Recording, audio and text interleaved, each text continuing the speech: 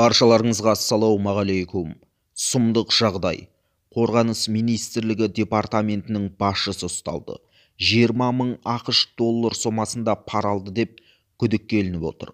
Сыбайлас жемқорлыққа қарсы қызмет Қазақстан Республикасы Қорғаныс министрлігінің құрылымдық бөлімшесінің басшысына қатысты сотқа дейінгі тергеп-тексеруді бастады. Қорғаныс ведомствосының ақпараттандыру департаменті бастығының міндетін уақытша атқарушы бейне-конференц байланыс жабдығын жеткізу мерзімдерін бұза отырып, қабылдау, тапсыру актісіне кедергісіз қол қойғаны үшін жеткізушіден 20 мың ақш доллары сомасында пара алды деген күдікпен қамауға алынуда.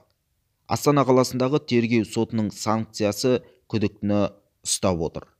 Бұл еліміздегі ең маңызды қорғаныс саласының өзі былыққа батқандығын көрсетеді. Төмендегі комментарийге пікір қалдыруды ұмытпаңыз, каналға жазылып қолдау білдіріңіз ағайын.